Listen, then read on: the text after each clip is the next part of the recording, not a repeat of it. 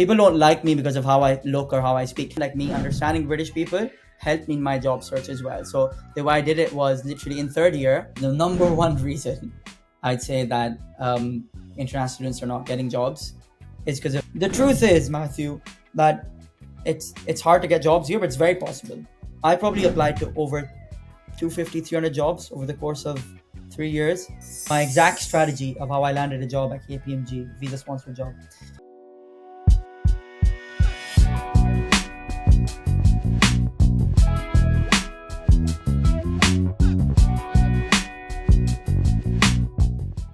Farhoon is the co-founder of International Heroes, and they've considered themselves as the only graduate program for international students in the UK. So, Farhoon, thank you so much for coming today. First of all, thank you so much, Matthew, for inviting me. And hey, everyone that's watching, especially the international students. Hope you guys are doing well. Thank you so much for that introduction, Farhoon. So, Farhoon, today we're going to talk about different topics today. All right. And because you were once an international student here in the UK, and then before venturing into becoming a co founder. So, we are going to talk about that journey in this conversation. But let us talk about navigating cultural differences in the UK. So I've not done this before on the podcast, but can you tell me what country are you from? Of course. So I'm from Pakistan, so South Asia, and similar to India, but also different in terms of religion. And yeah, I came here in 2016, so 7 years ago. And yeah, that's a better. I can dive deeper into that, but that's a summary. From Pakistan, been here for 7 years.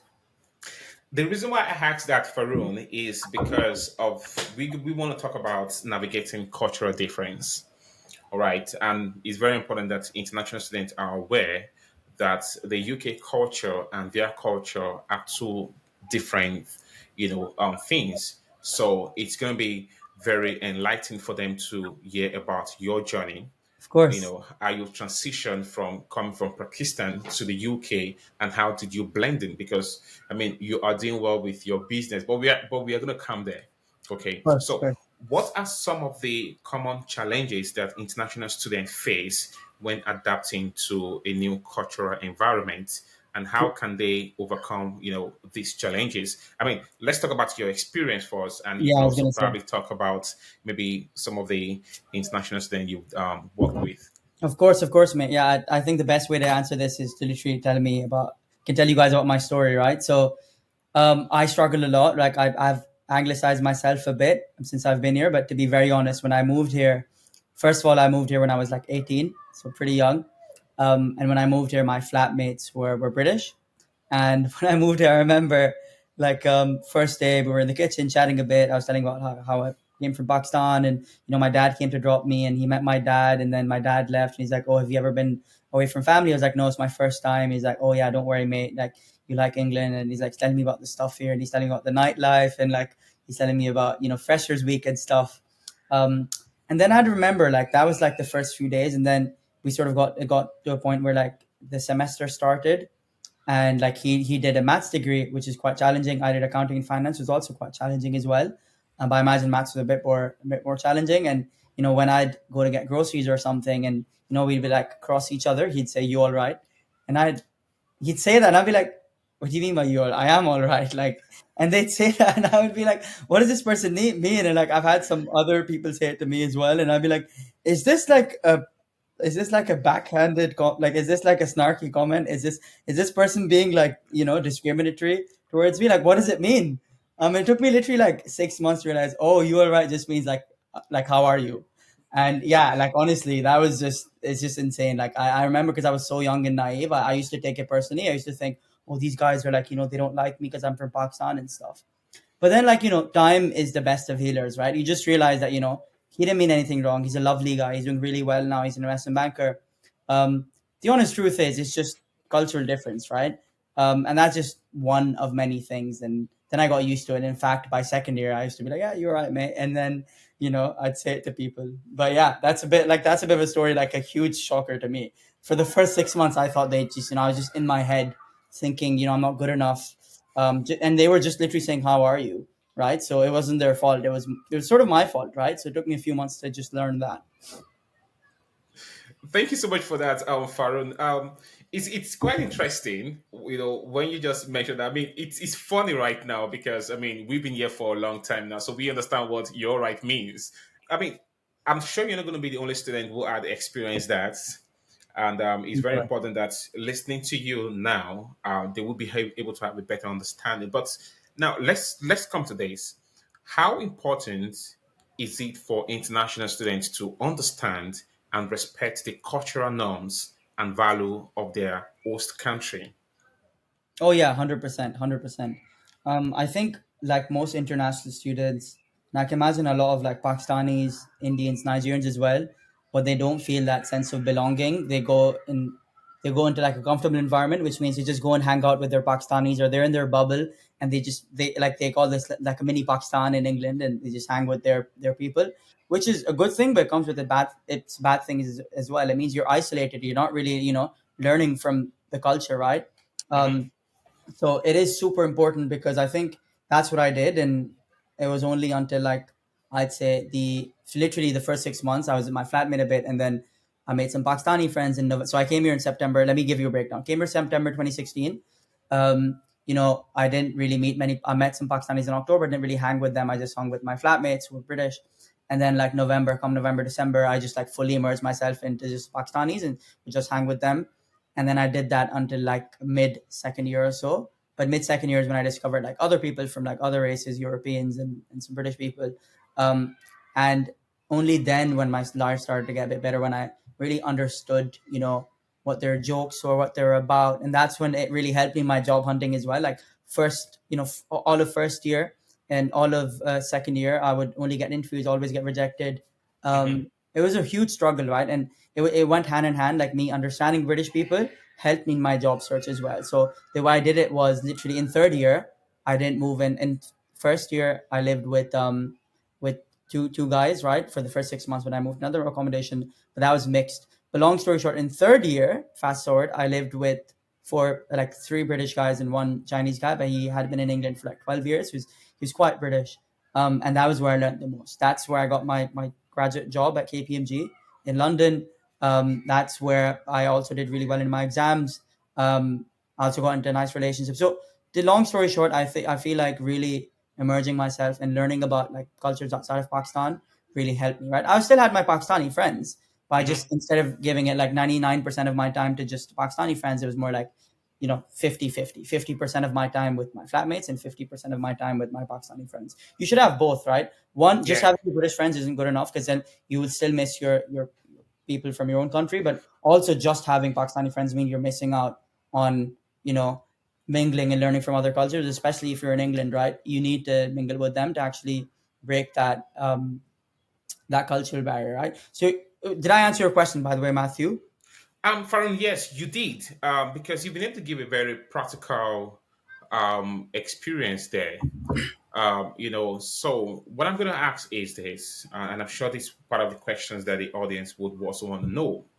Um, are there any specific strategy or techniques that international students can employ to build that relationship? Because, I mean, we can get lost when we come into the UK. We want to get ourselves associated with the people we are familiar with. And some of the things that happen is probably maybe imposter syndrome. Am I fit enough to be in that, social gathering? So from your years of experience in the UK and you talking to international students, helping them with your career path, are there any specific strategies or Sure. techniques that international students can employ to build that relationship Of and course. establish connections with people from different cultural background? Now, this is not just British students anymore, all right? Because the UK is a home for different culture, right? So any strategy that international student can employ? Yeah, great question. So this answer, like the way I'm gonna answer it, is applicable to not just mingling or like getting closer to people from different cultures and making friends. It's also applicable to actually networking and getting jobs. It's Hmm. literally just be a value, right? Yeah. The way I got into a flat of four other guys. One of them was Chinese, but he had been in England for 12 years. Was I was of value to my Chinese friend. So he wasn't really good at accounting, and I was really good at accounting. And during the lectures, he would sit next to me, and he'd be like, "Hey, what is that lecture? What did he say?" And like I was like, "Yeah, it's just that." And I like explain it to him like after class. Like I'd sit for 15 minutes. I did that for like all of second year, basically. Like some weeks I did, some weeks I didn't, but I'd say on average I do it once a month or so. So I was Mhm. really I provided a lot of value to my friend Franco, right? And then when they needed a place in third year, they had a room. He's like, Farhoon, you're a sick guy. Do you want to move in? And now I had, because I provided all of this value to Franco. I used to teach him accounting basically.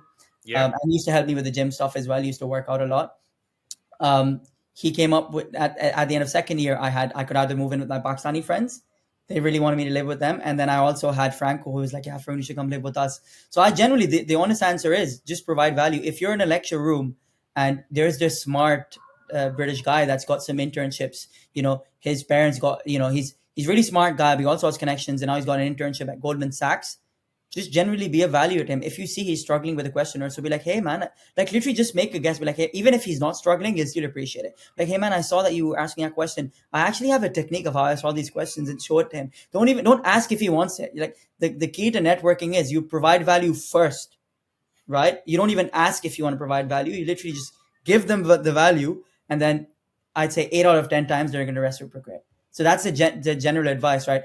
If there's someone that has what you want, think of what they want, give them what they want, even without them asking, and then they will want to pay the favor back. It's as simple as that. That's what I've done, and that's what I do with my candidates as well. If there's one candidate I really like, I want in my cohort, I'll just provide them with so much value. They will come back to me saying, "Hey, Farun, when can I join your cohort?" Like, because now they know like I'm a valuable person. So Mhm. that's the one part. It doesn't matter how you look, how your English is, which uni you go to, what race you are. None of that matters. If you are valuable, you will be liked. That's the secret to being liked in life, right? People don't like me because of how I look or how I speak. They like me because I provide them actual advice that gets them jobs, right? I provide value. It's as simple as that.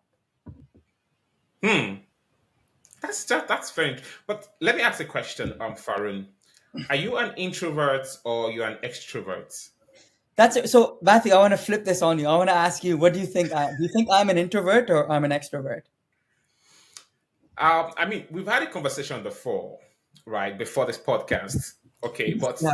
thank you for flipping the question back to me, right? But if I'm going to see for the first time, I would say you have an introvert background, Nice. Yeah. How do you know that? okay? Because of the way you look, right?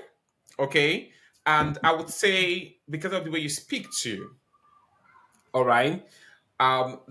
For an extrovert, you would easily understand what an extrovert is because they're going to be all over the place. Now, I think your kind of person will go into a room and then you want to observe things first before now speaking because you're strategic about things. Now, if you ask me how do I know, that's because I'm the same. Okay. Interesting. I get it. Quite a lot of people would think people who are close to me would think I'm an extrovert, but I'm not an extrovert. I'm Yeah. actually an introvert. Yeah. Totally. So I'm always a very very quiet person in the room. So now I'm gonna flip back the question to you. Of course. Of course. So are you an introvert or an extrovert? So on the introvert extrovert spectrum, I don't know where I sit. And I'm not sure if like actually a label actually works the best. But I do know some people are exactly introverts and extroverts. I would say you're right. I'm somewhere in the middle. And to answer your questions, you're very right. When I moved to the UK, Matthew, for 6 months I was with those two British guys. One guy that works in banking now that did a maths degree, another guy did a science degree, and one of them like he was really outgoing on the weekends, but he'd work his ass off on the weeks during the week. So, and then I had to move out of that place because it was really far from campus. It's the only accommodation I could get. Um, and then I found an accommodation which is actually inside. Like this was on campus as well, but nearer to the lectures. So I moved there, Matthew, and it was like a hall of like 22 rooms and like three kitchens that we shared. And I was so scared of going out. I'd be scared to go out and then exit my room and go to the toilet because I'd have to meet people and like speak to them and stuff. That's how scared I was. And I have over the years sort of built up my confidence. And I believe this, right? Like you don't, there's no such thing as, oh, I'm not an X person, like I'm not a morning person. No, you can change your habits. Humans are very adaptable, right? Yeah. You don't have you don't have to be an extrovert. You can build that Mm-hmm. up, right? Mm-hmm. You can't be good at recruiting. You can learn how to be a good recruiter. So the way I am right now is a result of me putting in thousands and thousands of hours speaking to people, forcing myself, going to networking events, being in a people facing role, joining an accelerator program where my job was to convince other founders to work with me and to found a startup with me. So it's like it's the general thing where the Farhoon you see now is not the Farhoon you saw 6 7 years ago, and it's a product of hard work, right? I wouldn't be this fluent or I wouldn't be this confident if I didn't go through all of those reps. I didn't put the reps in, right? So the answer is I was really shy and really nervous when I moved here. I'd struggle to make eye contact with people, but now I can go in a room, and as you said, you're right. Like I am strategic about like what I say and like how much I speak, but like I can speak as much as I want. I don't really, yeah, it doesn't come. I don't have to think twice before like actually going up and like introducing myself, and that's as a result of everything I've done over the 6 years or so. That's good to know because I'm gonna say I see a reflection of myself in you because I'm kind of just like that. I mean, I remember growing up, I used to be a very very shy person, and I remembered putting in a deliberate effort not to be a shy person. I learned to speak slowly, so I don't have to speak too fast, so I can actually quickly process the words in my head and then bring out. But this is not about me. This is you. So. No, I love to listen. I love to listen. I honestly think that, all of this having an idol helps as well. Like I quite like, I've got a few people I like on the internet as well. And, I actually get a lot of motivation from them because literally when they tell their story, like, when they literally, whenever I don't really use social media a lot, but I have a very like a love hate relationship with Instagram. I download it, use it for like a day or two, delete it. And I just like scroll through reels and like all I see is entrepreneurship and business content, and I'll see like one entrepreneurship guru. Like when I was 25, I was broke. I couldn't afford. I was living in my parents' basement, and like at 30, I was a multimillionaire. That motivates me so much. Like I think this stuff really helps when you actually have someone to look forward to, because then you can see yourself. If this person's done it and he was at this stage, at my age or whatever, I can do it as well. So yeah, Mhm. for me, it's really really helped. Great, great. So, from what you just said around what kind of strategy can international student employ, you mentioned being able to create a value. Now, for someone who is an introvert, how do you identify the value you can create in a room? That's one. And I think the second question around that is, peradventure, if you've not identified your value, I mean, it's not everyone that can have the value in a room. Some might just be a good listener, some might be a good speaker, right? I mean, you've been able to develop yourself over the years, and that's why you're able to add a value by teaching your friend accounting, right? So now let's talk about the people who think they don't have a value, because I believe everybody have a value. I mean, that's why teamwork is very, very important. So for people who think that they don't have a value, who are introverts, what kind of advice would you give to them? No, great question. So I'd like to answer it by saying, so I'd say everyone has some sort of value they can provide. Hmm. But if they think they can't provide any value, they need to take a step back and really spend some time thinking what value they provide, right? And then it's once they've identified what value they can provide Hmm. to people, now it's their turn to like actually go out and see which people need that value. I know we're speaking in generics, but let me give you an example. Let's say you've got 6 modules. Your first year at the University of let's say University of Birmingham, right? Your first year studying economics there, or your let's say sorry, let's make it because most of our target audience is master students that come here for post grad. Let's say you're a Yeah. master student. You have 6 modules in your first semester, six in your second semester.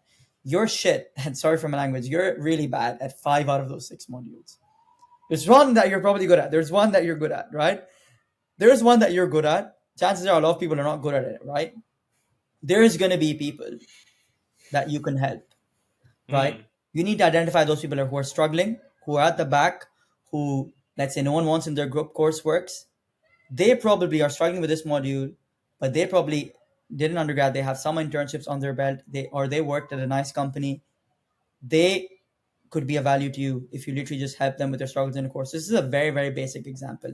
And in terms of introvert, Matthew, I didn't really chat to much people in lectures and stuff. I was just comfortable. Introverts get comfortable with other introverts, right? So with Franco, we just be in a corner, right? Or like literally, if I had to help him, and if I saw him, I just message him saying, "Hey, your side view looks good" or something. By the way, this is the answer to the question. It's confusing. I know. I'm happy to help you. So if you're an introvert and you're scared, I'm not scared, but if you're not comfortable going up and like confronting that person, just get them on social media, message them, be like literally send them like a long and say, "Hey, I saw you were struggling. Here's some stuff that I done. Let me know if it helps," and just send it to them. That's like easy mode. Like you don't even have to face them face to face, right? And this is like really really basic stuff, right? You could actually add value to the lecturer's life. Like say the lecturer is has some slides. This is a very like you need to think outside the box. International years exists because me and Luca thought outside the box, right? Hmm. So you see a lecturer and they're struggling with slides. They've built their slides on PowerPoint. Let's say you're really good at building beautiful slides on Prezi or pitch.com. We build our slides on pitch.com. Literally get their slides, download them, fix them up, make them 5 times prettier, send them to the lecturer. Be like, "Hey, I saw your slides. You mentioned that you're not really good at building pretty slides and you're really good at the content. So I just like brushed them up. Yeah, sorry for being annoying, but like I just really enjoy this. So feel free to use it or throw it in the bin. Even if he throws it in the bin, he's still going to appreciate you. Now, if you go to him and you're like, "Hey, I wanted a reference. I'm applying for this Goldman Sachs internship." He's gonna instead of writing 2 lines, everyone asks for references and they write a generic template. "Oh, I've worked with Farhoon and he's great." Now, if you go and ask for a reference and you've got a Goldman Sachs internship, he's gonna write a whole paragraph of Farhoon came up to me, and if especially if it's an old chap, a lot of professors are. They're really really appreciative. These guys really really appreciate young energy because that's what they don't have. Hmm. They do have some status, they do have some stability, they do have a career, but they don't have energy. This guy's gonna write you a whole like a whole paragraph of Farun came up to me on the 24th of February, helped me with my slides. He's very energetic. He's and that whole sort of reference that he writes, and you take that to a recruiter, 100% you're getting an interview. Chances are you're better than 99.99% of applicants. Even British graduates don't have that. It's so simple. I literally came up with that right now. I haven't done it. But the point Hmm. is, that's how you generate value, right? You got to take a risk. The risk is you spend 2 hours on a deck and you get no return. It's just the truth of it. I do this on a day-to-day basis where when I collaborate with someone, I'll send them a nice message. It'll take me 15, 20 minutes. I do like tens of them. One or two of them convert, and then they'll make me a millionaire hopefully. So that's what it is, right? It's some stuff you got to do with the expectation that it might result in no return. Right? And this is a very basic example I've given you, but you can you can do it and it will work for you because it's common sense. Humans love you know giving back. People don't like feeling like they're in debt to someone, right? If Matthew helps me out in something, I'll always feel like I want to pay back to Matthew. And this is not just me, this is most humans, right? Mm. Hopefully that made sense. I gave a very wild example, but it will work, guys. Try it. If anyone's watching it, try it and let me know. Send me a DM, yeah? But no, to be, it's not. You didn't give out. You didn't actually give a basic response. I believe you touched a very important response, which um, I don't know about. To be honest, You don't know what, sorry? because I don't know about the strategy of identifying an introvert person and then messaging them because it works. Because when you message them, you're able to speak out whatever you wanted to say to them face to face that you couldn't say, and that is going to prompt because they might also be in the dilemma that they want to speak to you, but they might not know how to speak to you, but they need a prompt. Exactly. And you're going to be that prompt. Exactly. Yeah. Very good point. So you're not becoming that prompt, and then they receiving that energy that they wanted to give back to you. We give them the grace to want to give you that energy, and a Exactly. conversation can start from there. Thank you so much for that point, Farum. It's really helpful. It has helped me. So whenever I'm shy to talk to someone, I'm going to send them a message, Of or course. probably Yeah. I should have been using that then, but I think I can still use that now too. So Faroon, you're from Pakistan. And what is your first language? Urdu. Urdu is my first language. It's similar to Hindi, but a bit different. But yeah, Urdu. Good. Why I ask that question is very simple. What is your second language?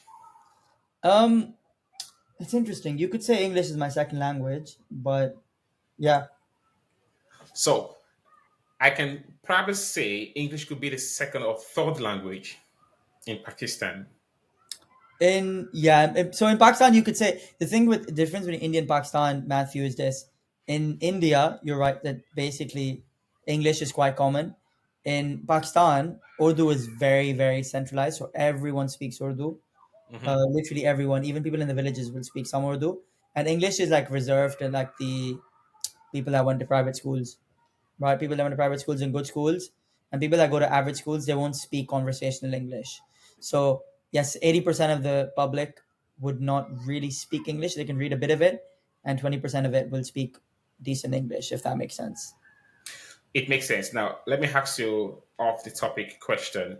Can you tell me what "how are you" means in Urdu? Can you just can you just interpret "how are you" in Urdu? Yeah, tum kaise ho? Tunke Seo. Good. Thank you so much for that. I'm going to try to always remember that. So whenever we're speaking, I'm going to start with that Right. greeting. How are you? Yeah, Tunke Seo. Now, Thanks. why I ask that is very simple because it takes me to my next question.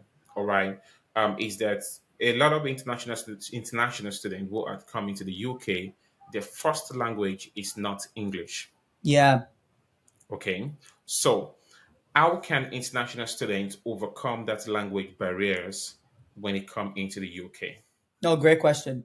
And this is actually going to speak quite a lot here because one thing I've seen is the number one reason I'd say that international students are not getting jobs is because of not articulating themselves well in English. That's the honest truth, right? And there is no shortcut, guys. If you're looking for Farhoon to give you a magic trick and then boom, you're going to speak English fluently, no, there is no magic trick. The only way is to put yourself in as many scenarios as possible where you speak the most English. That's all it is.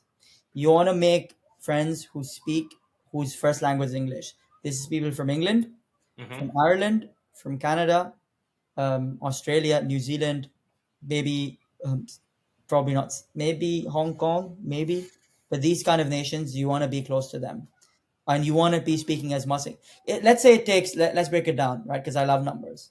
Accountant by background, I love numbers. Let's say it takes you 10,000. Let's say it takes you 100,000 words to get to a good level of English where you're good enough to get a job. If you do 1,000 words a month, it'll take you 100 months to get Hmm. a good level. If you do 10,000 words a month, it'll take you 10 months.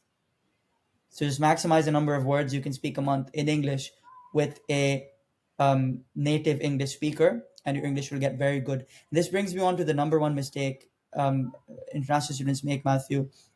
Literally, the emails that they write. These are kids from India, from Pakistan, from Thailand, from Nigeria, Ghana, all over the world. International students all over the world, they have really good credentials, really good grades, but the emails they write or the messages they write are so poorly written, so poorly written. I would love to show some examples, but we'd have to share their hide the faces, but literally like people like they when they end a sentence, they'll have a space and then have a full stop. Such a little thing, right? Or they'll say hi and then they won't say Faroon, they'll say hi and then they won't address it to me, or they won't address it to hiring manager. These little things go such a long way. Or they'll say thanks and best regards. No one really says that in the UK.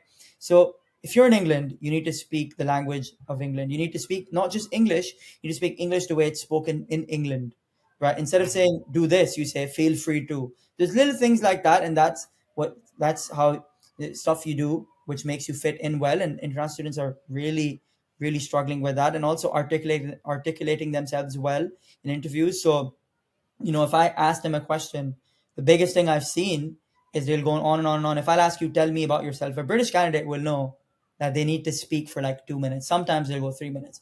International students can go on and on and on for 5, 6 minutes. And also, there's no structure to how they're answering questions. This is Hmm. like really basic stuff, right? And I don't blame them. I think I was in there. The thing is, it took me 7 years to get to where I am. It's fine. That's fine, right? But the thing is, I'm literally telling you that you need to keep your responses under 1 minute, right? when you're speaking English, for example, loads of Indian and Pakistani students love speaking in like Indian Pakistani numeric. So they say lakh. You heard of the word lakh? Lakh No, I means haven't. 100,000. You haven't. There you go. Lakh means 100,000, right? And they'll say lakh, right? And maybe they say it to me because they see I'm brown, which is fair. But you shouldn't. That shouldn't be even in your habit, right? You're in England. You should say 100,000. It's as simple as Mm-hmm. that, right? Um, and you can tell by not just the way they speak, by the way they're sending you emails, messages. There's so less effort put into it. Like there's Mm. spelling mistakes. They'll say, like, for example, if they'll spell organized, they'll spell it with a z. And I don't say it out of hatred. I'm just saying that it's fine. I made all of those mistakes, right? But you need to Mm-hmm. learn from them, and you need Yeah. to be very, very like. There's no room for mistakes. This is what I tell candidates in my court. Your emails, your interviews, your case studies that you do, your tasks that you send, your tasks that you get sent for a job, they need to be perfect. There's no, and it's not just because you're an international. I've worked with Cambridge grads. I worked with this one Cambridge grad, Cambridge and UCL grad at Raindrop, this fintech, and he told me, Farhoon, I graduated. I had 2 degrees from the top universities in the world, and I struggled for like I had to do a master's because I couldn't get a job. It took me 2 years, 3 years after graduating to get a job, and he got paid 24K when he graduated with a Cambridge degree. It's so hard there for any graduate to get a job. Graduates are dirt cheap, so we should stop having that victim mindset and just blame the government or blame racism. No, it's hard for anyone. There's the number of graduates are going up whatever percent per year, 3 to 5% per year. The number of jobs are staying the same. There's more applicants per place, and there's also grade inflation with that. There's more people that 30 years ago only like 2% or 3% of people got a first. Now like 30% of cohorts or 30% of a graduating class will get a first. Even a first isn't special now. There's Mm. like a graduating batch from Cambridge would be I don't know, a few hundred or a few thousand. Now it's like tens of thousands. So there's so much more competition right now.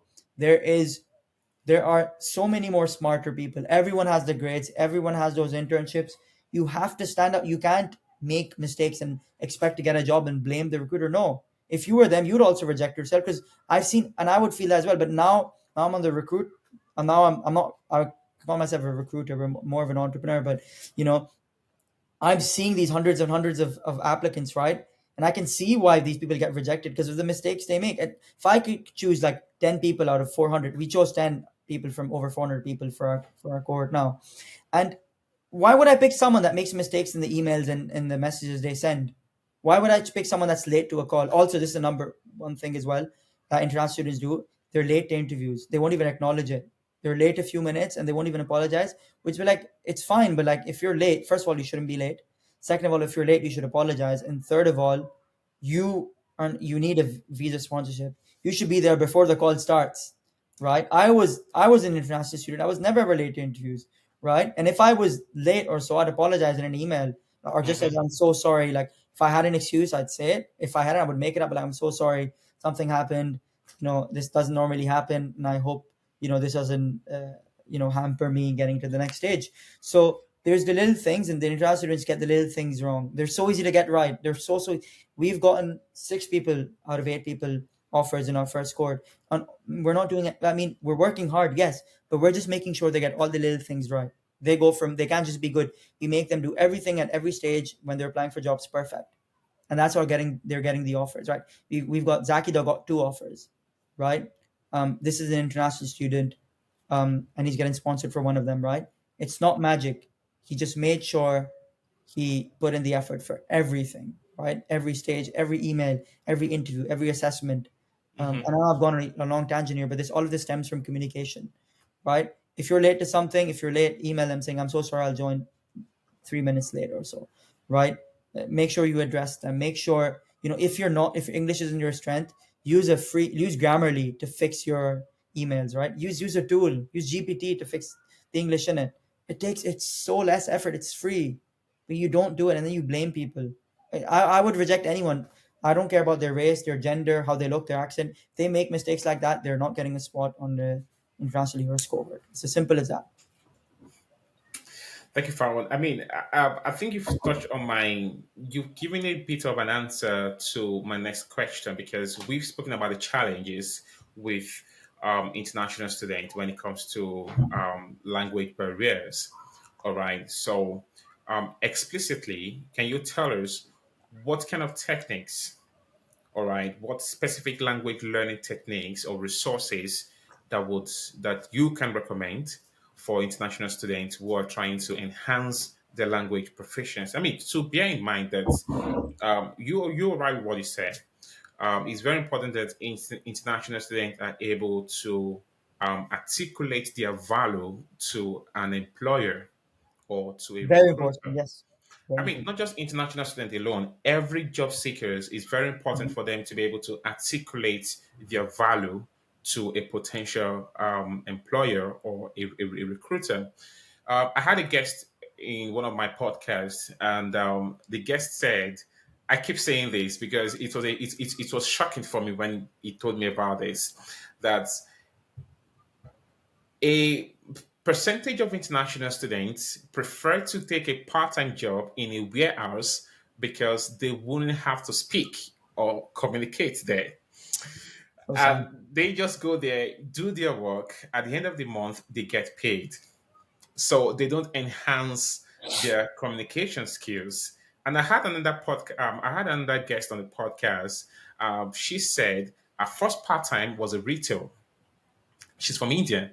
So her first part time was a retail, and that was where she was able to enhance her communication skills. So those are one of the techniques. But from your own experience, what would you recommend for international students to enhance their language proficiency? I mean, you touched on it, Matthew, already really well. You want to be in a customer facing environment. If you're working in a warehouse just so that you can avoid interacting with people in English, you there's no one to blame. I'm sorry, there's no one to blame. I've worked um, as a waiter. I've worked at Papa John's. I've worked in the student union kitchen. All of them involved interacting with people a hell lot, right? So I would specifically go for roles where I interact with as many people as I can, and I didn't necessarily need the money, right? I needed the money, but I could have survived on less money. I did it more for, just to get some experience and to make some extra money, and it was like a win-win, and to enhance my English skills. So, I mean, to be very honest, you you're definitely not doing yourself a favor if you're in a role, part-time role, where you're not enhancing your communication skills. That's for sure. So you touched on that. That's 100% for sure. Another thing is there is loads of free stuff that you can do that can get you improve your communication skills and get you noticed by employers.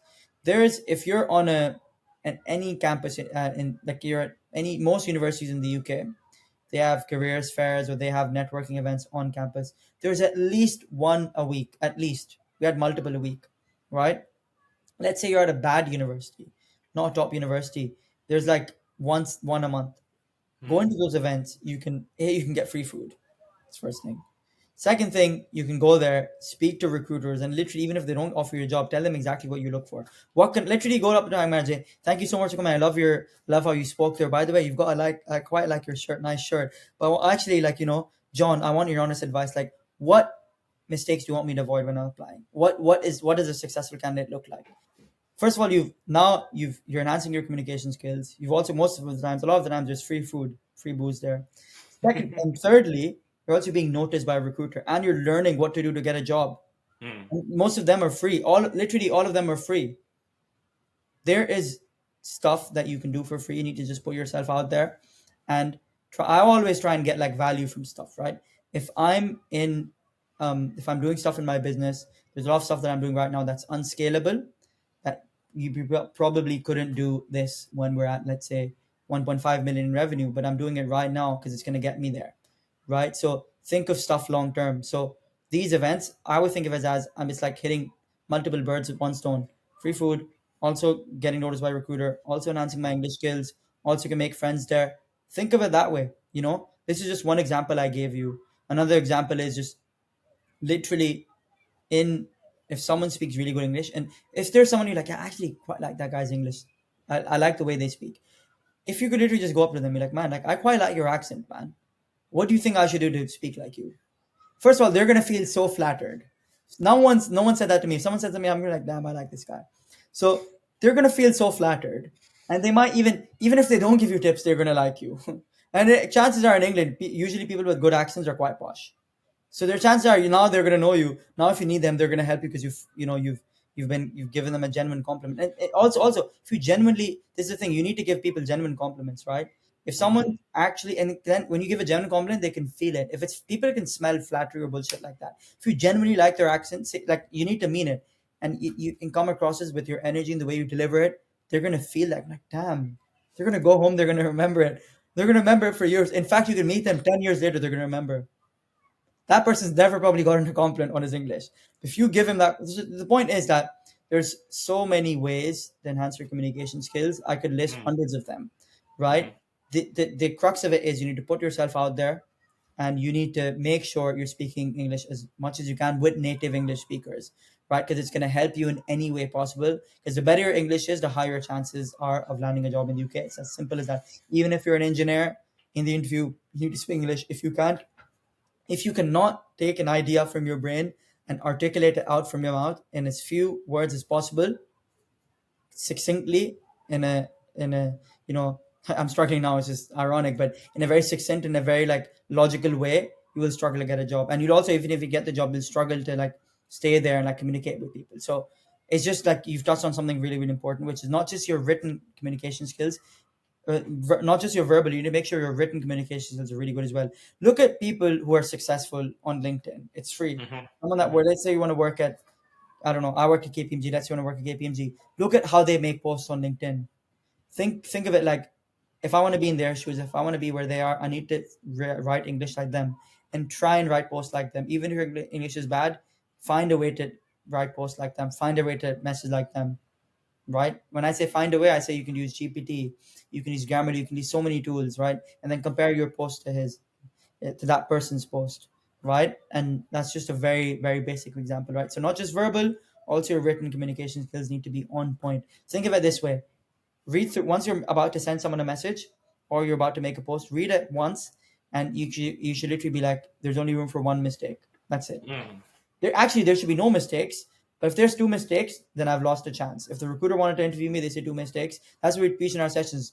There should be zero mistakes in anything that you do, any assessment, any interview. If there's one mistake, you've lost your chance. There's no room for mistakes as an international student. To be very honest, there's no room for mistakes if you're applying for a graduate job and you're British, right? If you're an international student, there's definitely no room for mistakes. In fact, there should be negative mistakes. When I say negative mistakes, you should be exceptional, right? Yeah. So why are you making mistakes when the bar is so high? Thank you for that insight, Farun. I mean, we are talking about communication now. So that will bring me to my next question around how international students can build a network. Because now we've spoken about communications and their barriers and how they can enhance their communication skills. Now, I think we should talk about when international students have now probably enhanced their communication skills, how can they now build a network in the UK? So, in talk about networking, right? Let us start from the end. What are some of the challenges that you faced when it comes to building a support network in a new country? Yeah, great question. So network is, as I said, providing value. And also you could build your network from, you don't always have to, definitely you can build a network from like not knowing people, getting to know them and like, just getting them to know you. But also you don't realize that the best place to start building your network is within your network already. You probably have the person that helped me for my interview at KPMG was actually my Hmm. brother's friend. Hmm. Right? I didn't know him, but my brother knew him. So you probably know some cousin who has a friend that works at KPMG. If you reach out to them saying, "Hey, sorry, this might be a cold message, but let's say your cousin's name is, I don't know, Aisha. You're Aisha's friend. I'm his cousin. I just thought I'd reach out to you. I've got an interview next week with PwC, KPMG, whoever you're interviewing with. I'd love your advice." They're much more likely to answer and reply and help you because they know that person. So that's one way to build a network. Another way, so that's the easy way. That's Hmm. if there's a spectrum from easy to hard. The hard way, which I don't think is hard anymore because I've been doing it for years, and I think if you do it for like maybe even 6 months consecutively, it'll go from hard to easy. Literally go to networking events, speak to people there. Once you're done, get their LinkedIn, add them, and send them a message. If let's say the event was 4 to 7, send them a message at 9 p.m. saying, "Hey," let's say their name is John. "Hey, John, it was great to meet you. I really liked our conversation around why I'd love to stay in contact." Boom, you send that. They literally say, "Hey, Farhoon, it was love." I've done this hundreds of times, and they always reply. They even if they don't reply, even if they don't reply, they'll leave it on scene. You message them again, they'll reply. "Hey, I need help with this." "Yeah, sure." And now when you need help for an interview, let's say you need help with a resource, they'll be like, "Yeah, sure, happy to jump on a call." That's I don't know why I said hard way. It might be hard to international students seeing it now, Hmm. but it's literally there's literally if you're even if you're scared of like building that bond in person, just get their Yeah. LinkedIn, go home and send a message. They're gonna value it so much. Not many people do this. I've had gone to so many networking events, and I'd say only like a few people have said, "Hey, Fern, it's great to meet you. I'd love to stay in touch." Under 20, I'd say people have done that, but the people that have, I can guarantee you they'll be extremely successful, and you can tell by their drive, their energy, the way they speak to you. Most people don't. They just like people. The main thing I've seen is, and I actually give you a really good example, Matthew, in terms of networking. Right now, I literally had a calendar block, which is when I reply to LinkedIn messages. So I had close to 100 unread messages. I need to reply to all of them. I replied to 50 now. So I reply to every message. I'll send resources. I'll literally say you can book a call with me on a weekend. I'm doing all of this for free, helping as many people as out as I can. Um, and I sent over. So I had a post. The post which started off with how is the job situation in the UK. I got I don't know close to 100 comments or so. Probably less than that because I replied. But let's say I got 70 comments, 60 comments. I replied to everyone. I literally replied saying, check your DMs or accept my request. And then I sent them a DM with the resources. Matthew, I messaged, after I sent the resources, a week later, I messaged everyone saying, hey, do you have any feedback on the resources? I'd love to know and let me know if there's anything missing. Literally, Matthew, I got like 10 or so responses. I think 8 of them said, I still haven't looked at it. I still need to look. People are quick to comment interested, but people haven't even checked the resources out. This just shows that people in general are lazy. Hmm. That is the truth. And these are people that went to top universities in Pakistan. These are people that come here. These are really smart people. There's no doubt they're smart. But there's no point. I don't believe in smart people that are lazy. I believe in dumb people that are hardworking. The dumb person that works hard will always beat the guy that's smart and lazy. And these people come here. They're very smart people. They come from good families. They study. They spend around 1 crore. And the Indians and Pakistanis, or the Pakistani rupee is really bad right now in terms of how it's doing. They spend around 30 to 50K of their parents' money. Most of them don't get scholarships because they're not aware, or they're Hmm. lazy. They don't want to put in like 2 hours of an effort or one day or a few days of writing an essay. And they get here, they study here for a year. They don't really try hard enough, and they go back, and then they tell all their friends, "Oh, the UK doesn't have jobs. You didn't put in the work. You didn't hustle for it, Hmm. right? It's no one's fault. It's the truth, right?" And I tell my candidates the truth. The truth is you're not going to be. You can't wait for handouts. You're not. And you know what I've done? I literally everything me and Luca did. So Luca's my co-founder. We did to actually get clients for our business when we started. We've got the same mindset. You need to be literally have the entrepreneurial mindset to get a job as an international, because there's so few employers willing to hire you, and even the ones that are willing to hire you, there's so much competition. So you need to have it's the odds are similar to starting a business.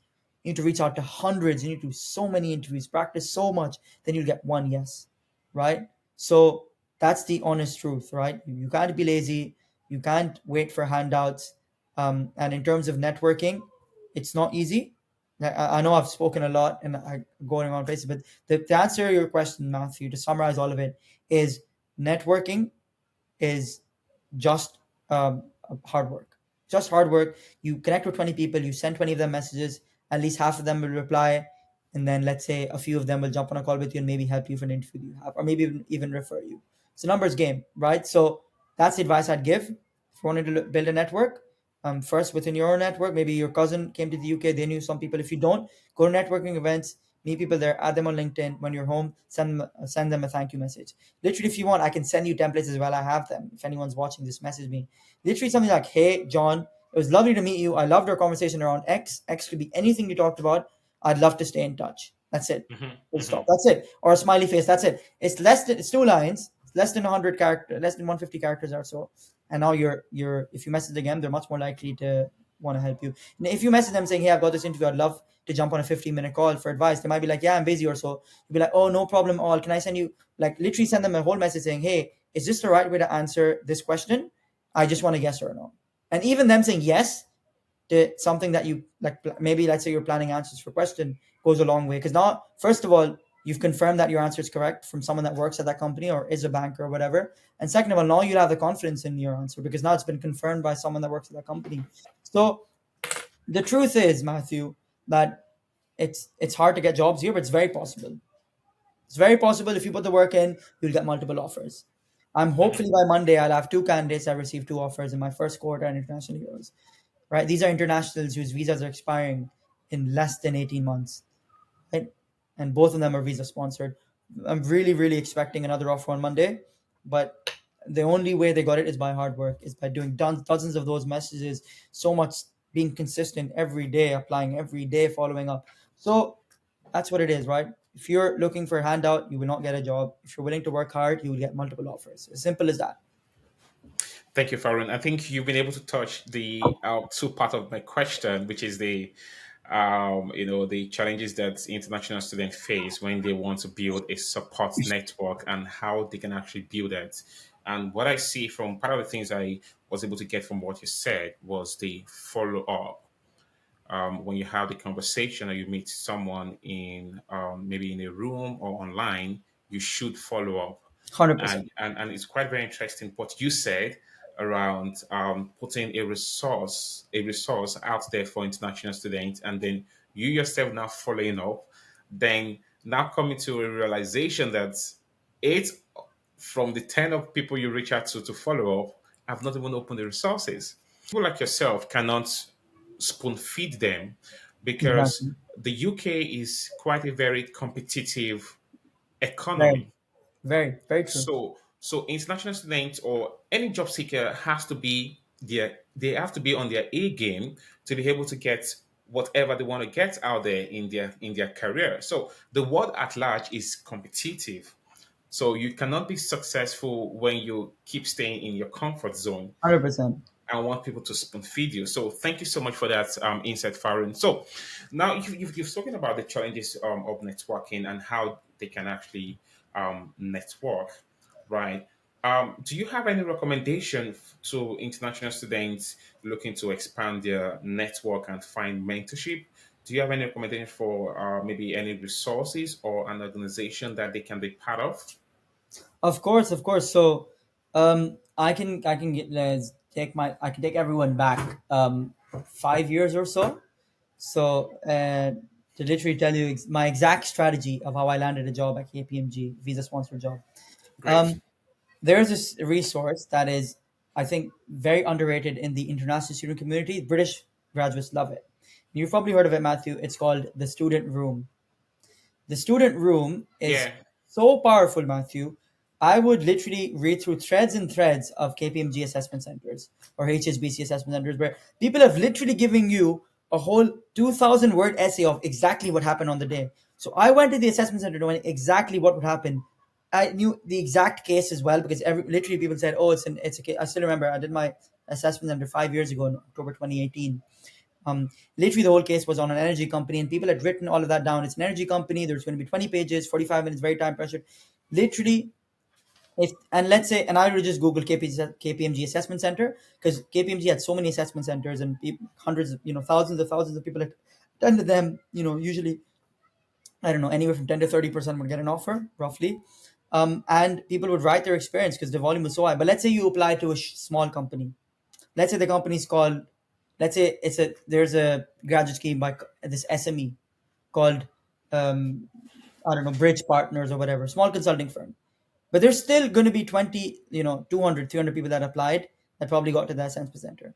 You could start a thread saying help needed, Bridge Partners Assessment Center. There's people that are searching Bridge Partners Assessment Center, but 99% of people are lazy. I did this because KPMG changed their assessment center format in 2018 August.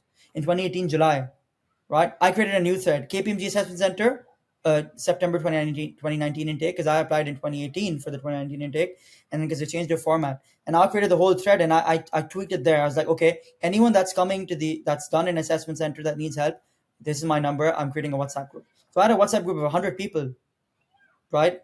And people would keep keep sending stuff there and like, look, this is what I learned. Oh, I heard my friend this assessment center, he got rejected. This is a mistake they made. I heard they're like checking on people. I heard in the interviews they're asking questions around Brexit. And I knew so much when I went there. Um, I was like, I knew too much. I knew every move they were making because I was for months I was following that WhatsApp group, and I got the offer. What 2 days later, right? 2 days later, I got my offer. It was 23rd October when I did my assessment center. 25th October 2018, I got my offer for September 2019 intake. Right. So student room is where I still have friends. There's a friend I made. She works as a consultant at PwC now. She got the KPMG offer. She turned it down. I'm still friends with her. And there's so many more people I still have in that WhatsApp group. And I actually have another friend. She then was in that WhatsApp group, but she didn't get in. And then she got into Deloitte, Bulgaria. Now she's quite successful. She's got very successful career in Luxembourg, right? She's like a fund accountant or something. So my point is, it's like there's these resources. Even if you're shy, you can create a thread, right? Or if you don't want to create a thread, you can reply to. There's already threads replies. They're saying, "Hey, I've got my assessment that are coming up." There's literally people that reply saying, "Hey, of course, I'm happy to help. I'll send you some resources." People are so helpful and so nice. You have no idea. So I'd suggest the student room. I don't know many internationals that used it. I used it. It was mostly 99% British people. So I used it, and I met so many people. I learned from so many people. In fact, I made friends there. I mean, our friends or acquaintances. We all booked the same hotel because we all had to come from different cities near Excel London. So we got a hotel and we had dinner together. So now we're talking about like our strategy and stuff the night before. We go in there, a group of like 10 people, right? And I know like 10 people, and then more people there know me from the Farhoon, you're the WhatsApp group guy. And now KPMG is noticing like how shit, like everyone knows Farhoon, who is this guy? So I didn't really, I wasn't lucky because of that. I worked hard for it. It's as simple as that. I was doing all of this stuff when I was in Pakistan on holiday. I was doing all this WhatsApp stuff, right? Every night, like I'd be sending messages, sending resources. I'd be like, hey, if one person was like, hey, I've got this Leeds thing, I'm applying for the Leeds office. I'd be like, hey, I meet another Leeds office guy and I match them up. Be like, hey, you should meet this Leeds person. And now, if I were to message them now, 5 years later, I can guarantee they will reply, Hmm. right? Because I added value to their life. So that's one way you can build a network of people that don't even know you and you know none of them. People that say, I don't have connections. Oh, I can't start a business because I don't have connections. Oh, I can't get a banking job because I don't have connections. Oh, I can't do X because I don't have connections. That is the worst mindset you can ever have as an international student. There's people that start from zero. There's people that start from negative and they get to extremely, massive, like really, they're really, really successful, right? Massive heights. Why? Because they have the right mindset, right? They don't believe they need a handout or they need to have X to do Y. They're like, fair. I don't have connections. I'll make connections. It's fine, no problem. Just be willing to do the hard work. And like, there's this. Sorry, Matthew, I've been going on for a while. There's this video I saw. There's this guy on Instagram called Timaru. He exited a company. He sold a company for like 30 something million. I think he's. I'm not sure. I think he's from Nigeria. I'm not sure. But he said that look, when he was 16, he found out about, he grew up in a council estate in South London, right? Really poor. His mother barely could afford to buy him new clothes and stuff. Like really, really. His mother also worked part time. They were basically living off the government. And he said that at 16, he found out that it was Richard Branson.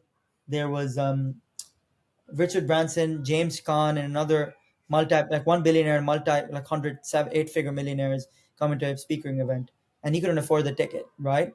And he literally emailed the event staff saying, "Hey, if I come in the morning, the session was in the morning or the night before, I don't remember. If I come in the morning, and if I literally put up all the chairs, clean up all of the venue, a whole day, will you give me 10 minutes backstage to spend with Richard Branson and James Caan?"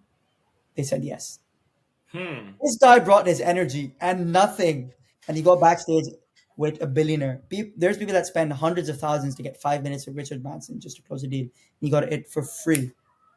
They're like, wow, this 16-year-old is, and now he's like worth I don't know, over 10 million or so at 27. I That's the think mindset. it was not free. I think it was not free because he had to pay something for it. He had to Of pay course, but like it didn't cost him money. time.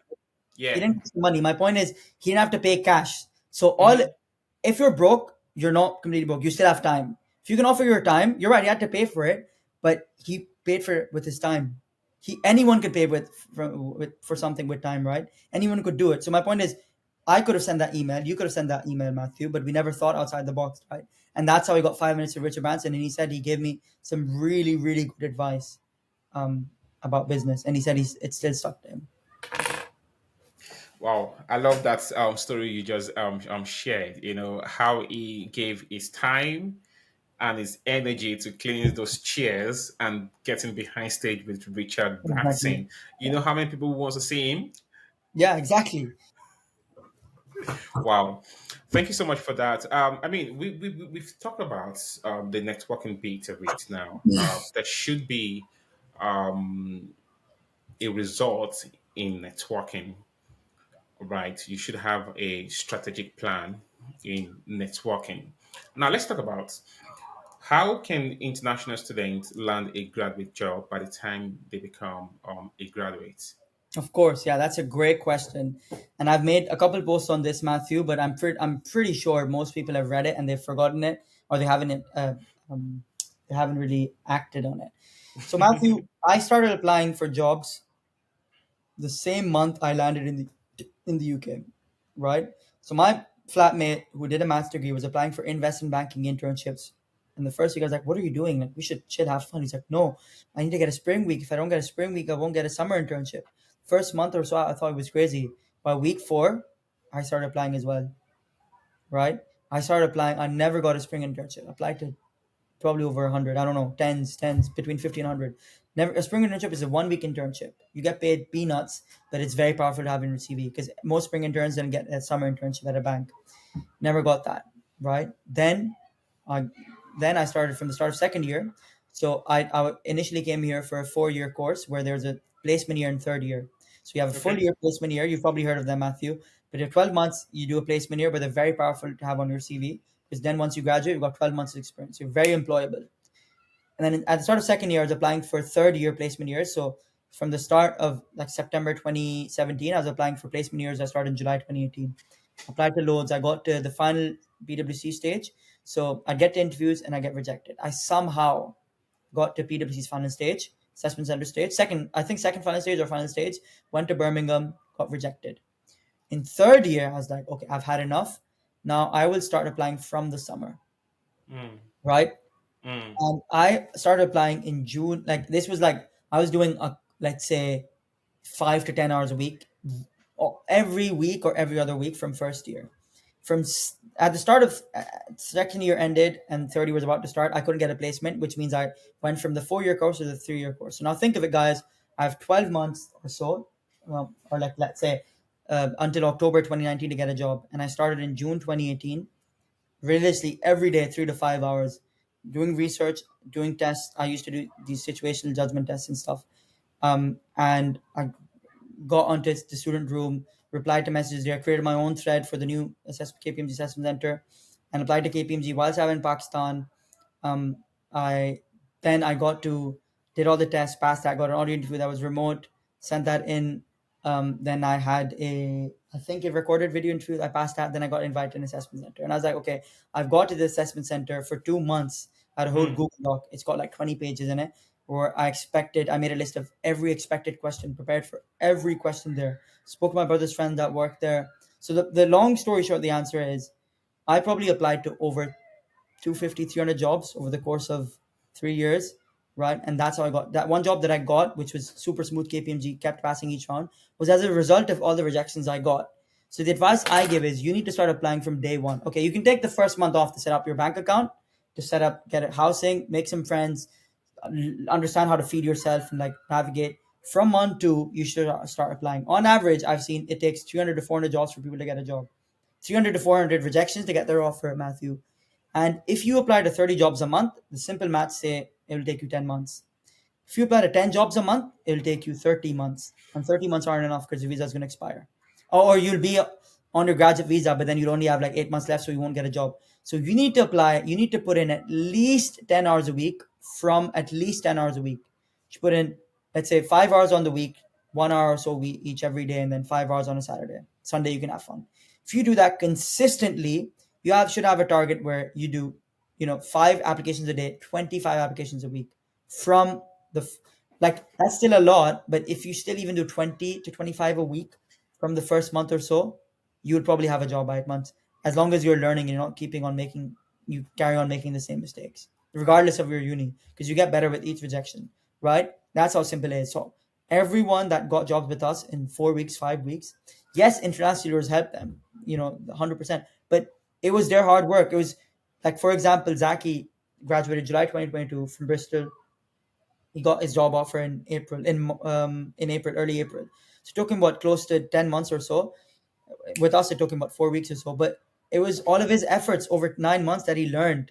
Now Hmm. that when he gave him the right strategy, he could take his applications from 8 to a 10. So the truth is that if he came in with without those 9 months of full time applying experience, he wouldn't have gotten a job in 4 weeks. He came up with all of those rejections you get is just one step closer to your offer. Just think of it this way: I need to hit 100 applications, not easy apply, 100 tailored, high quality applications where you tailor your CV, you tailor your cover letter, 300 of those, and you will get an offer. It might be that you get it at 50, but you need to have 300 as a target. That's the only way you're going to get a job. It's not just like you graduate and boom, you get a job in a month. It's not like that. Hmm. It's not like that. This is the honest truth. I'm telling you guys. But if everyone does that, everyone will get a job. It's as simple as that. Thank you, Farhoon. Just because of your time, I mean, I know you have a meeting very, very soon. Let us go to the roots of your journey as an entrepreneur. What inspired you to pursue an entrepreneurship as an international student? So great question, Matthew. So I started off at KPMG in 2019, and I was really, really ambitious, if I'm very honest. I still am extremely ambitious. I have ambitions that actually scare me and think, and when I tell people of my ambitions, they think I'm crazy, right? So I got in there and there was loads of internationals, but I realized that, first of all, I didn't really like the work, to be very honest. And I realized I'm not made for corporate, but I was like, maybe I can stick it out for 3 years. But then I spoke to people there and their ambition levels weren't nowhere near as mine. Then I networked my way. I made some friends at JP Morgan, some friends at Goldman. I wouldn't say friends, but somehow got in a room with them and spoke to them. And I was like, okay, maybe my next move would be banking. And I spoke to them. And even they weren't as ambitious as me. I was like, okay, these guys are like, just happy with this 9 to 5, 9 to 10 if you're in banking life. And I was like, okay, I definitely can't be in here. Right. So I was never super entrepreneurial when I was young. I never sold sweets or anything at school. I didn't have like a cliche entrepreneur story, right? And then I was like, okay, I've got no option. I have to be an entrepreneur, right? So I have to be an entrepreneur because I literally can't survive in this corporate world. Because I saw there was this partner, Matthew, bless him, really, really good guy. He was 52. Actually, no, I messed it up. Let's imagine you don't know his age. He was a partner for my, so partner is like the top guy in the hierarchy. So when I was on a project on one of the largest companies in the UK, an insurance company, actually one of the largest in the world. It's a really, really high impact project, and I was very lucky to get put on it very young. I was youngest on the team, and I was there, and like he would walk in the room like literally like slouching, like he couldn't like stand up straight, and he'd like walk in. Like, I loved your demonstration, but like he just would walk in like that, and I'd see him, and I'd be like, one day I was thinking like, how old is this guy? Like he's probably, because we would discuss, he made like 1.5 mil a year, like 1.2 to 1.5. I was like, okay, this guy makes 1.5 million a year, and I asked this guy I work with, George, like, George, how old is, I'm not gonna say his name, how old is this guy? And he's like, oh, I think, yeah, it's just his birthday. He's like, yeah, it's my birthday. I gotta go home. My girlfriend's making something for him. He had no kids and stuff as well. And he had gray hair, fully gray hair, and he couldn't stand straight. He used to like walk slowly because of his, I don't know, his back or some problem he had. And Matthew, George was like, yeah, I think he turned 52. I was like, 52? I thought this guy was 72. This guy's got gray hair. He's got no family, no kids. He's got no wife. Um, he looks miserable. I was like, I can't be this guy. And I looked at my manager as well. Even he was just not a life I wanted. No, I didn't want to be reviewing work papers at. I was young then, 21 or so, or just turned. Actually, I was 21. I started quite young. Um, and I was like, I can't be reviewing work papers at 10 p.m. on a Thursday. It's boring. Like, and I was like, I can't be these people. I just can't. I don't want to be where they are. And for me, that was a huge driver. I was scared of being them and like the manager in like 5, 6 years, or the the partner in like 30 is like, if this is where I'm heading, I'm not heading the right direction. I need to be somewhere else. And then I Mm-hmm. started like over consuming entrepreneurship content. And then I learned about startups. So moved back to Pakistan, was working remotely, started a business. I started multiple businesses. I started drop shipping on my own. I tried to launch an Amazon FBA store. All of them failed, by the way. And long story short, I realized that, I actually want to be in a job that helps me get to where I want to be. And a job that helps me get to entrepreneurship or get as close as it is to entrepreneurship is a tech startup. As a founding employee, so employee number one, two, three, four or so in a tech company, in a startup. And that's what I did. I applied it took me 8 months to land a role in a startup. And I landed a job at Raindrop. Got it through Jumpstart, a really, really good graduate scheme that helped me get that job. So definitely, I got rejected by them once. I sent the founders a cold email saying, "Look, I'm very disheartened by this rejection. I know I want to work in a startup. I've got a corporate graduate scheme offer." And to be honest, I didn't. I was lying. I wasn't even applying to corporate graduate schemes. I did have loads of interviews lined up where they'd like email me saying, "Hey, we see you've got KPMG experience. Want to jump in an interview?" And I wouldn't even reply. It's like, I'd rather die than work in a corporate. So I just said, "I've got this corporate graduate scheme offer, but I really want to start up. Like, can I reapply?" They're like, "Yeah, sure. We really like your enthusiasm. You should reapply." I replied, then I got in, and through there I got a couple offers, and I joined Raindrop. But the point, I literally went there with a goal, which is actually working shoulder to shoulder entrepreneurs and learning from them, and that's exactly what I got. I didn't really get a high salary, but I think what they taught me is worth hundreds of thousands, worth millions probably. Mm-hmm. Mm-hmm. And that from there, I was like, okay, I built a whole section of the business, the transfers team, the transfers department. Where we started to like actually transfer people's funds, invest them, make an investment fee. And I was like, I thought I could probably do this for myself. And then from there, I applied for loads of accelerators, gone to Antler, tried to business ideas through there. What Antler does is um, they get you in a room, or it's like Love Island for entrepreneurs of 55 people. You need to find a co-founder there, so convince other people to work with you. It's like work dating. So you need to like speed date loads of people, convince them to work with you based off your idea, your energy, your skill set. And then you test out a business idea, and then you pitch for £120,000. And then you either get that or you don't get it. So I couldn't get the £120,000 because me and my team, we split up at the end. So then I had to start. Start working with Luca, my co-founder now. Who me and him have got a really interesting story. We're good friends during the cohort, but we never worked with each other because we both had. To be very fair, like he wanted to work with like really much older people, but then he realized towards the end of the cohort that it doesn't really work out because he worked with this guy that worked at McKinsey. He was a good guy, but the working dynamic wasn't there. Versus I was like, oh, I want to work with someone that's like at a similar life stage, and it worked out really well. So then we started after the cohort ended. We didn't get 120K, and we had to start a business where we basically had to make money from day one, and it had to be recruitment because literally we were like, how can we make money by just offering our time? That's literally all Yeah. we've got is time and energy. That's it. We didn't have much money to our name, and the business that was done, that was possible, was recruitment, right? And then we looked at ATS's, application tracking softwares, and we're like, okay, what are the costs? An ATS will cost $5,000, right, to buy once. There's a setup cost, which is $2,000 for them to set up everything for you, and then it's like what, 5 grand, 6 grand British pounds, that we don't invest in that. We're like, okay, what is an ATS? ATS is a spreadsheet where you just have a list of all of your candidates. We can build it ourselves.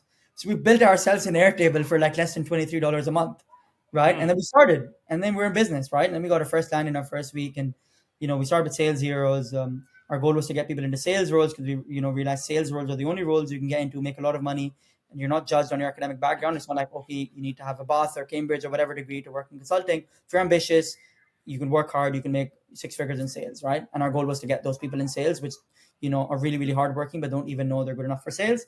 And from there we realized actually we were getting the best people into sales roles, and we saw the best people were actually internationals. We're like, holy shit, these internationals are so good, but they're struggling to get jobs. They need a dedicated graduate scheme for them, right? Hmm. And that's what was the birth of international heroes, and that's how we blew up. But yeah, I know I've spoken quite a lot, but long story short, if you got no money, nothing to your name, but if you got time and energy, you are more valuable than anything on the earth.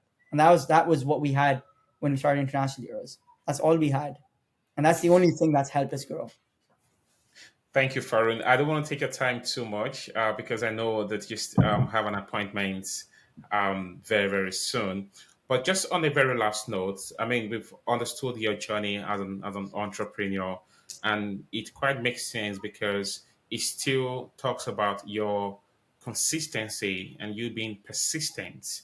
Yes, You didn't stop 100%. with the challenges that you were facing on the way. You Yeah, kept going, you kept going, you kept going, which is good about. And I think that's part of the value that international student brings to the table in the UK. I had one of my guests on the podcast who said naturally what he would do in one day would take a British person to do in 5 days, and that's interesting. because of our background. Yeah, because it's true. I mean, I'm from Nigeria, right? When I came into the UK, I think I became lazy. I'm going to be frank about it. And the reason is because what I could do in one day could take a British person 1 week or two to do, because we have the also spirits. And that is true. But just on a very, very last note, I don't want to take up time too much. Um, when you started this business, were you a student or you are a graduate already? No, I was a graduate. You were a graduate, okay? Because I just wanted to just understand how you were able to manage that with studying, because I thought you were a student when you started your entrepreneurial journey. But Great it's quite question. very very very interesting. And one of the things I like about your business, Faroum, is the fact that you don't charge students until after they've received a job offer. 100%. Yeah. Right. 100%. Yeah. So, which I just wanted to be out there for people to understand that, because that seems to be a very huge value proposition for your business. But Farhoon, thank you so much for your time today. Thank you so much for joining us today at the ISCANET podcast, and I hope that we will be able to have a better chat on entrepreneurship, in another episode. But thank Of you so much course, for your of time. course. Thank you very much, Matthew, for hosting this. And I know there's because I actually just before we go, I actually tried uh, a YouTube channel as well, and I know how much effort goes into editing videos.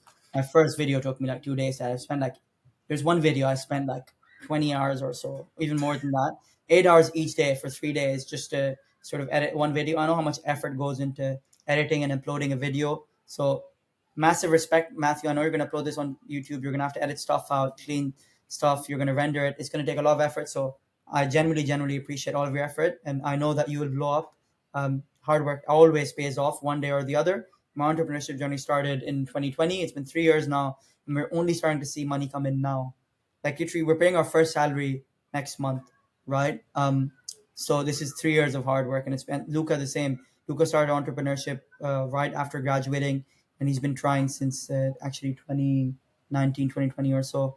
So hard work pays off, and massive thank you to you, Matthew, for putting this together. I know you're going to edit it, and I hope people gain value from this. And yeah, you hit the nail on the head. We don't charge candidates at all. In fact, we go a step further, and we only start charging them once they receive their first salary. So Mm, it's a win-win, which means for yeah. us we can pick the best candidates, and the candidates can be reassured that we're 100% aligned, right? We only win if they win.